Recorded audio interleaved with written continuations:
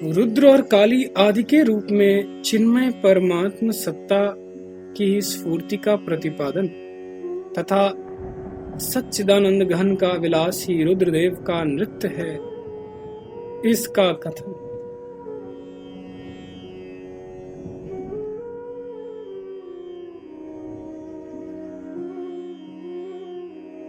श्री रामचंद्र जी ने पूछा, भगवान, जब प्रलय काल में सब कुछ नष्ट हो गया तब वह देवी कालरात्रि अपने किस शरीर से नाच रही थी? सूप फाल और घट आदि से उसका माला धारण करना क्या है? यदि ये सब वस्तुएं थी ही तो फिर त्रिलोकी का नाश क्या हुआ? और यदि त्रिलोकी का नष्ट हो गई थी तो काली के शरीर में इन सब वस्तुओं की स्थिति क्यों और कैसे संभव हुई? निर्वाण को प्राप्त हुआ जगत फिर आकर नाचने कैसे लगा? वशिष्ठ जी कहने लगे, श्री राम, वास्तव में ना वह पुरुष था ना वह स्त्री, ना वह नृत्य ही हुआ, ना वे दोनों रुद्र और काली जैसे विशेषणों से युक्त ही थे। उनके आचार व्यवहार भी वैसे नहीं और उनकी वे आकृतियां भी ना थी। जो कारणों का भी परम कारण है वह अनादि चिन्मय आकाश स्वरूप अनंत शांत प्रकाश स्वरूप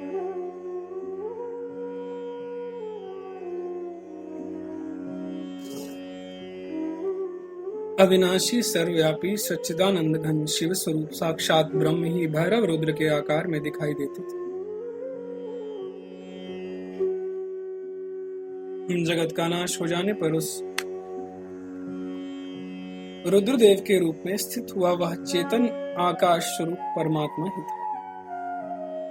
चेतन होने के कारण वह परमात्मा अपने चैतन्य स्वभाव वैभव को छोड़कर नहीं रह सकता।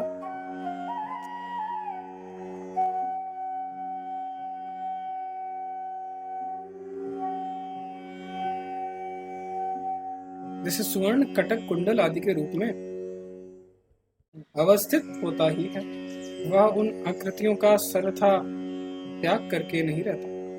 उसी प्रकार परमात्मा भी लीला के लिए उमा महेश्वर आदि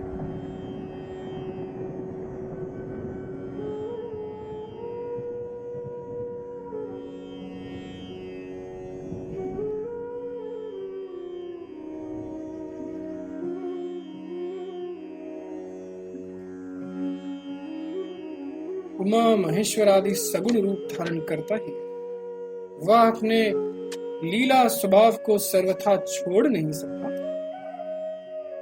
बुद्धिमान रघुनंदन, तुम ही बताओ, स्वर्ण कटक कुंडल आदि आकृतियों को क्यों नहीं धारण करेगा? क्योंकि वह उसका स्वभाव। इसी प्रकार ब्रह्म भी संकल्प द्वारा एक से अनेक रूप में प्रकट होता है।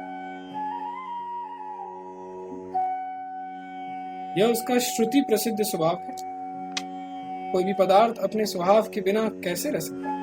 रघुनंदन, जन्म मरण माया मोह मंदता वस्तुता विवेक बंध मोक्ष शुभ अशुभ विद्या अविद्या निराकारता साकारता क्षणकाल दीर्घकाल सत असत सत स्वभाव मूर्खता पांडित्य देश काल क्रिया द्रव्य कलना केली कल्पना रूप आदि विषयों का बाह्य इंद्रियों द्वारा ग्रहण, उन्हीं विषयों का मन के द्वारा चिंतन, ज्ञानेन्द्रीय कर्मेंद्रीय तेज जल वायु आकाश तथा पृथ्वी आदि के रूप में जो यह दृश्य प्रपंच फैला हुआ है, यह सब शुद्ध निरामय चेतन आकाश रूप परमात्मा ही तो है।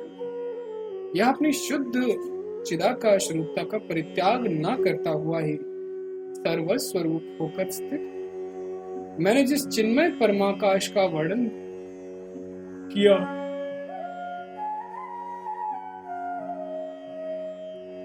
वह परमात्मा ही यहाँ शिव कहा गया।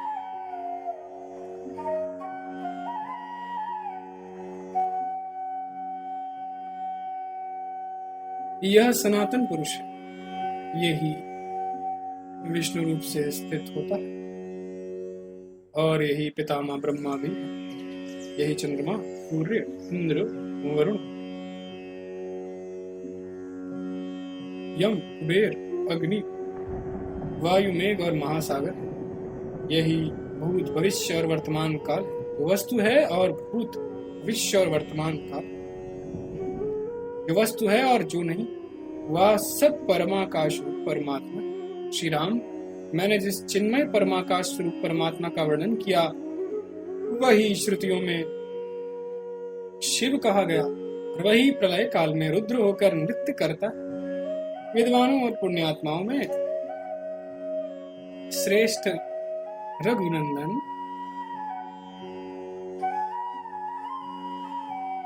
उस रुद्रदेव की जो आकृति बताई गई वह वास्तव में उसकी आकृति है ही नहीं। उस समय सच्चिदानंद घन रूप आकाश ही उस आकार में स्फुरित होता।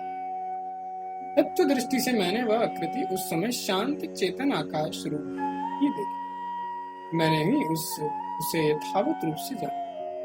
दूसरा कोई पुरुष जो तत्व दृष्टि से रहित है उसे उस रूप में नहीं देखता।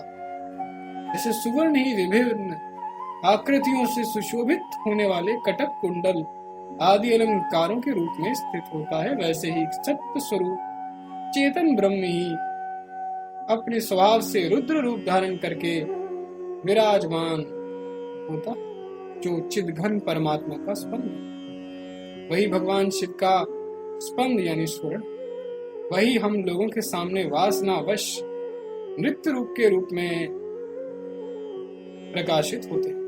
अतः प्रलय काल में ये भगवान शिव भयंकर आकृति वाले रुद्र होकर जो वेग पूर्वक नृत्य करते हैं उसे सच्चिदानंद घन परमात्मा का अपना सहज विलास ही समझना चाहिए। ओम तत्सत, ओम तत्सत, ओम।